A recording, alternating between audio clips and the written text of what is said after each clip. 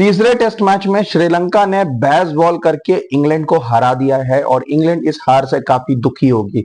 इसलिए नहीं क्योंकि सीरीज में कुछ नुकसान हुआ, सीरीज तो वो 2-1 जीत गए हैं, लेकिन वर्ल्ड टेस्ट चैंपियनशिप में स्लोली बट स्टडीली इंग्लैंड ऊपर बढ़ रही थी और इस हार के साथ इंग्लैंड वापस छठे पोजीशन पे पहुंच गई है।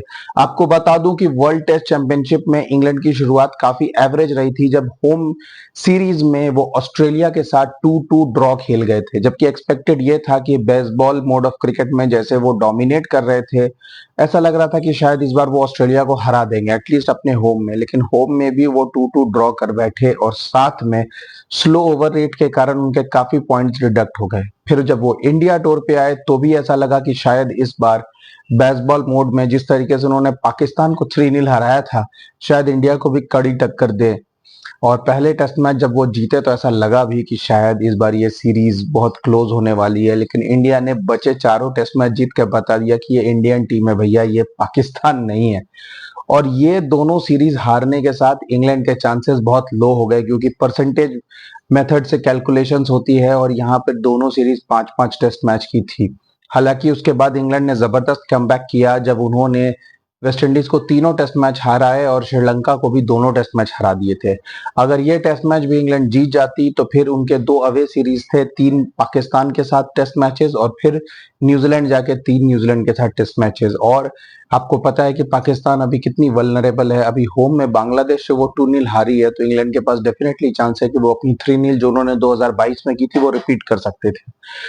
साथ ही साथ न्यूजीलैंड ऑफ कोर्स कड़ी टक्कर देती है अपनी होम में, लेकिन इंग्लैंड भी मतलब आई वुड से कि it could have been a series जहां पे इंग्लैंड डोमिनेट कर सकती थी, मगर इस हार के साथ उनके चांसेस थोड़े से फिर से पीछे चले गए हैं और इंडिया और ऑस्ट्रेलिया दोनों काफी खुश होंगे इंग्लैंड की इस हार से, क्योंकि उन दोनों के फिर से फाइनल खेलने के चांसेस बढ़ गए। आपको याद दिला दूं कि ये फाइनल अगले साल लॉर्ड्स में खेला जाएगा। अब बात करें इस मैच की तो एक हीरो श्रीलंका को फाइनली एक बैटिंग हीरो मिला है विच इज पथुम निसांका। आपको याद दिला दो कि यही वही पथुम निसांका हैं जो इंडिया के साथ अभी हाल फिलहाल में खत्म हुए ओडीआई और टी20 सीरीज में भी जबरदस्त परफॉर्मेंस दे रहे थे और उनकी इसी परफॉर्मेंस को देखते हुए उन्हें टेस्ट टीम में इंक्लूड किया गया। हालांकि वो पहला टेस्ट मैच नहीं खेले और दूसरे टेस्ट मैच में भी कोई खास परफॉर्मेंस नहीं की, लेकिन इस टेस्ट मैच में उन्होंने साबित किया कि कैप्टन ने जो उन पर ट्रस्ट दिखाया है वो बहुत बढ़िया है।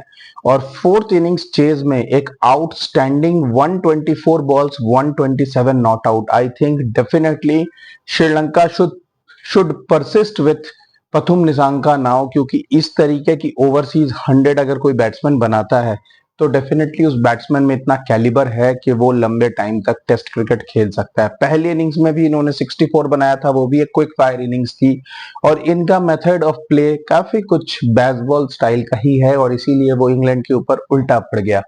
दोनों इनिंग्स में जबरदस्त परफॉर्मेंस करके इस हिस्टोरिक मैच में मैन ऑफ द मैच बने हैं पथुम निसांका और इंडिया के खिलाफ सीरीज में भी उनकी परफॉर्मेंस देखकर ये कहा जा सकता है कि definitely he is in the form of his life. He is just 26 year old and definitely he can play for Sri Lanka for the next 8 to 10 years in all the 3 formats। Sri Lanka काफी time से एक batting hero के लिए struggle कर रही है जब से संगकारा और जयवर्धने रिटायर हुए हैं 2015 ऑनवर्ड्स। दिनेश चांदिमल और एंजेलो मैथ्यूज पे काफी एक्सपेक्टेशंस थी, लेकिन वो दोनों उसे फुलफिल नहीं कर पाए।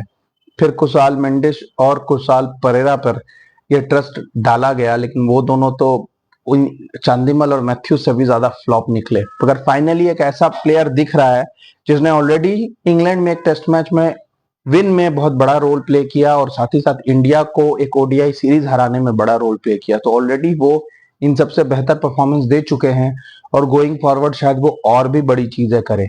अगर आप बात करें इस मैच की तो मेरे ख्याल से कहीं ना कहीं श्रीलंका की जीत के साथ साथ इंग्लैंड का ओवर कॉन्फिडेंस भी इस हार की वजह था, स्पेशली सेकेंड इनिंग्स में, क्योंकि मुझे ऐसा लग रहा था कि वो शायद बहुत जल्दी बहुत ज्यादा रन्स करके जल्दी से श्रीलंका को आउट करना चाहते थे क्योंकि थोड़ी बारिश थी, लेकिन उस पर उन्हीं का कोलैप्स हो गया।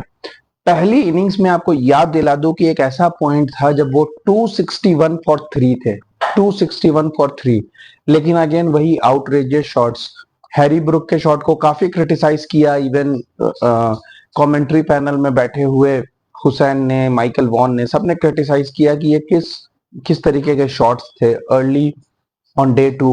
जब बॉल स्विंग कर रही थी, वो रूम दे के कवर्स पे मारने की कोशिश कर रहे थे। पिछले ही ओवर में उनका एक कैच ड्रॉप हुआ था और अगले ओवर में फिर से इस तरीके का एक अटेम्प्ट, और उसके बाद एक सडन कोलैप्स हुआ और जो टीम 290 फॉर 4 थी और ऐसा लग रहा था कि शायद 450 500 बनाएगी, वो 325 पे ऑल आउट हो गई। ऑली पोप ने फाइनली एक सेंचुरी बनाई एज कैप्टन, लेकिन ओवरऑल टीम की performance just 325 all out.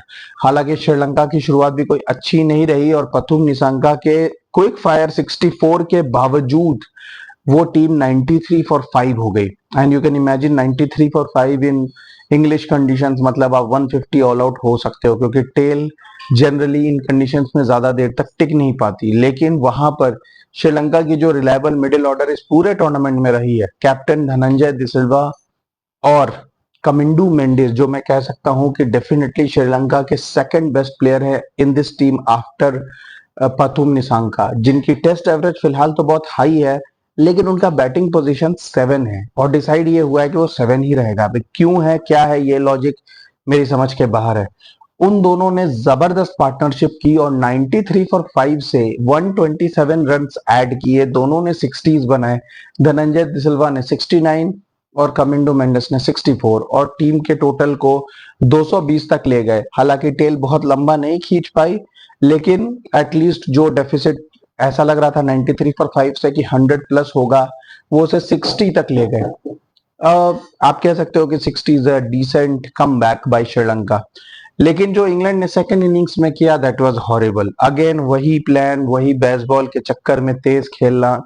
82 for 7, you can imagine 82 for 7 with a lead of just 60, और गेम कहीं ना कहीं वहीं हाथ से निकल गया था। हालांकि जेमी स्मिथ जो इंग्लैंड के नए विकेट कीपर हैं, फाइंड ऑफ द सीजन आप कह सकते हो, उन्होंने क्विक फायर 67 बनाए 50 बॉलों पे टेल के साथ खेलते हुए, लेकिन ओवरऑल सिर्फ 156 ऑल आउट, और फिर ये चेज बड़े आराम से हो गया क्योंकि पथुम निसांका ने काउंटर अटैकिंग 100 बना दिया। Overall Sri Lanka of course series loss से डिसअपॉइंटेड होगी, लेकिन Sri Lanka definitely played a very good series. अगर मैं आपको याद दिलाऊं, ना सिर्फ ये टेस्ट मैच उन्होंने जीता, बल्कि पहले टेस्ट मैच में भी उन्होंने इंग्लैंड को टफ फाइट दी थी, जब इंग्लैंड को आखिरी इनिंग्स में 200 प्लस चेस करने के लिए दिया था, और एक टाइम पे जब 119 पे 4 विकेट गिर गए थे, तो श्रीलंका के पास एक चांस था और इंग्लैंड को काफी स्ट्रगल करना पड़ा था उस टारगेट को चेस करते हुए भी।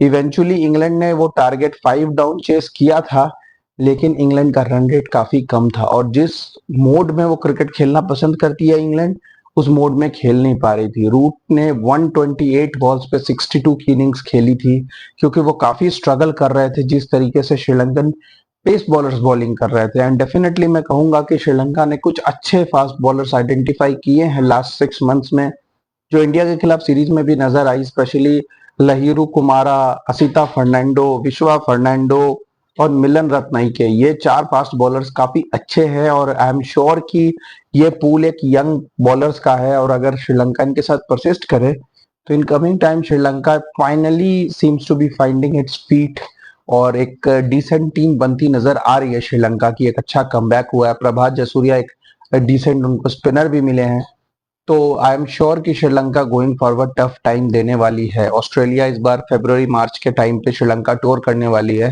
And I think Australia will find it tough. तो बॉर्डर गावस्कर ट्रॉफी ऑस्ट्रेलिया के लिए भी बहुत जरूरी है वर्ल्ड टेस्ट चैंपियनशिप के पर्सपेक्टिव से।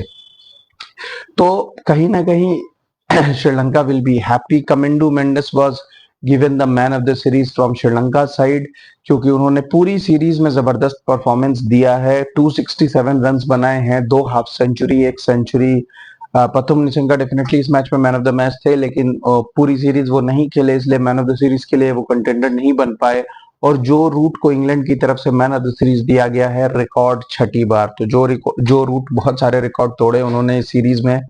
ऑफ कोर्स इस टेस्ट मैच में हालांकि उनकी परफॉर्मेंस डिसअपॉइंटिंग रही, लेकिन अब they have a break for a few days, और 7 अक्टूबर से पाकिस्तान और इंग्लैंड के बीच टेस्ट सीरीज।